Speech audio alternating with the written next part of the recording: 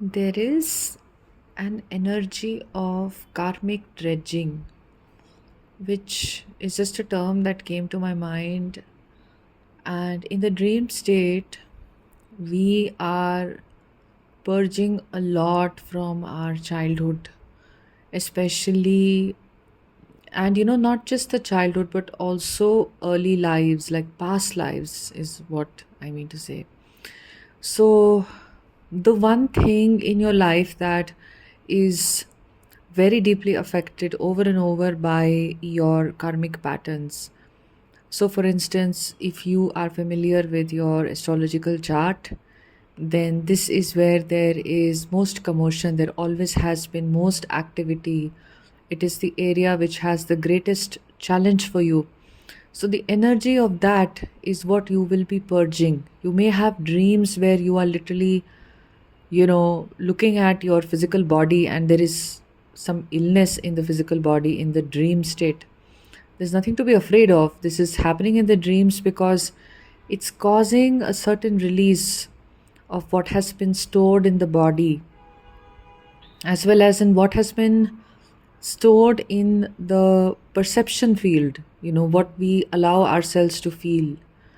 So, all of that is being released right now. So, you may be feeling like you need to sleep more, you're not very aware anymore, and you may be just slowing down a lot.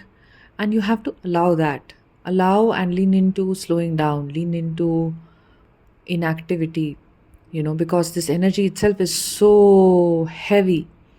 And secondly, there's also this feeling of clearing our very early lifetimes, you know.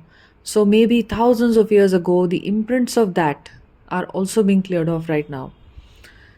So there can be some karmic retribution that comes with these energies because this is all for the quickening of our ascension. So we may be paying some karmic, I don't want to use the term debt actually, but retribution probably is maybe the right way to do this. So some heavy karmic lessons from the past that come up now, so that we fully learn and we fully release those energies that were still we had the potential to still experience.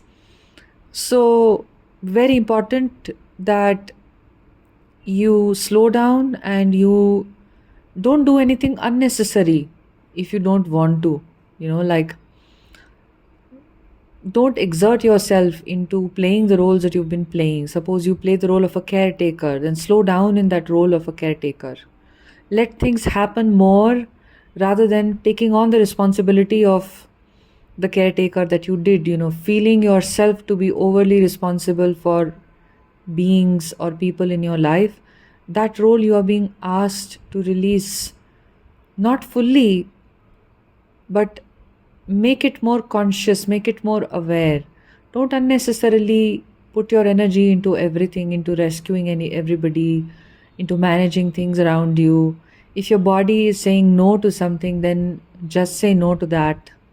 You know, that is what this energy is. It's very deep, very intense, and we are in a very intense year again. It's not as negative as the year 2025, where everything was sort of up in the air. There was a lot of darkness, there was a lot of dark energy and all of that stuff.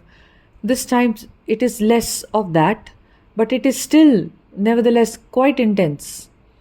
So especially now, this is what you can understand.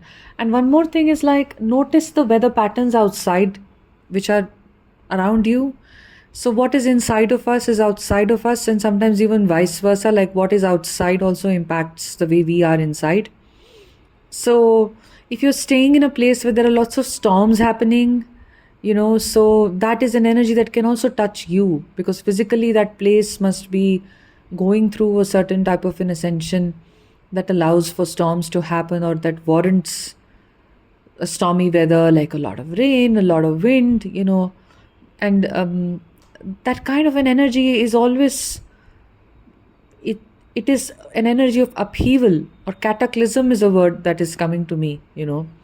So that in itself is something that you may be experiencing in your own personal karmic purge.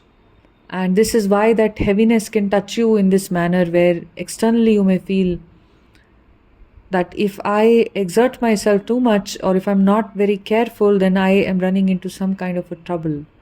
The trouble can also be, minor injuries happening, um, small sort of things that make you feel like you're unlucky again, and all of that, or that you're not divinely protected anymore.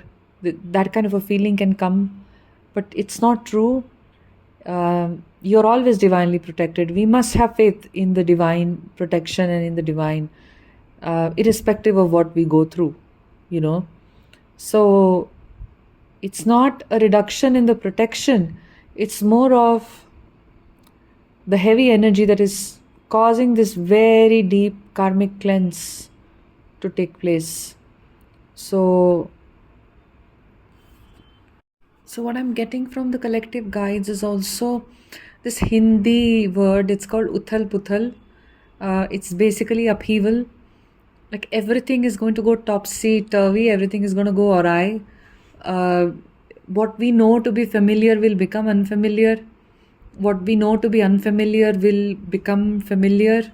It's like that energy of cataclysm, of upheaval. And this is not going to make sense. So you may feel like nothing is making sense to me right now.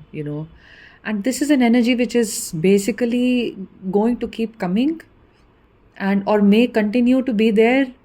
And this is actually very good, because the ego will always resist things that it doesn't know.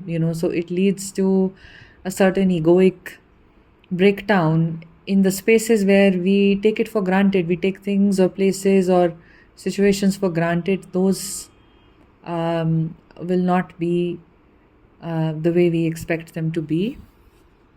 So our guides are also telling us that don't be scared of this.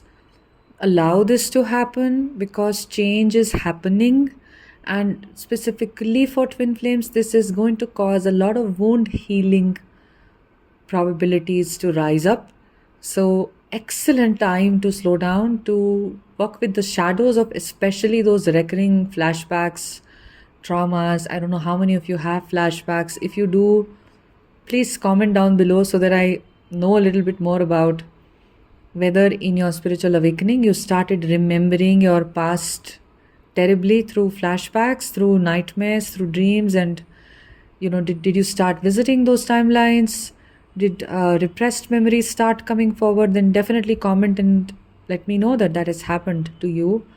This is that time where you can shift out of the realities that these wounds still create, or in the current reality that we are living in, how those wounds may still be contributing to the manifestation of that reality. So it helps us to change realities when we heal wounds.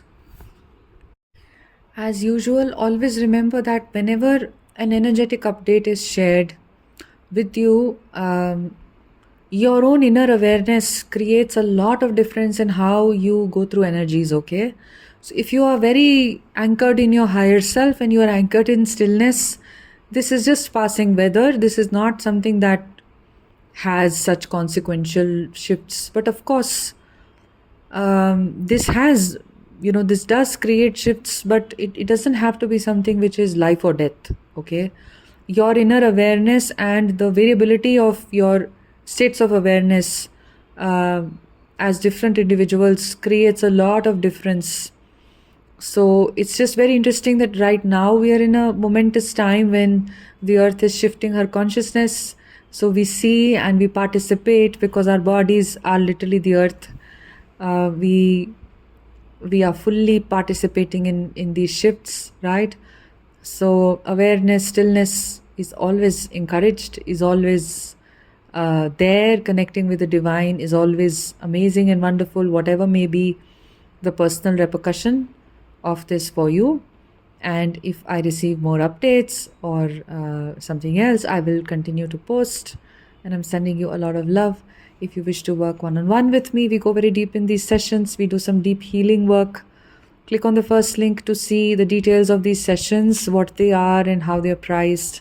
And then you can email me and subscribe to my Patreon page. Link is the second link in my description box. Videos explore a lot of depth on my Patreon page. If you subscribe to tier 2, you access everything that I have posted for a full month.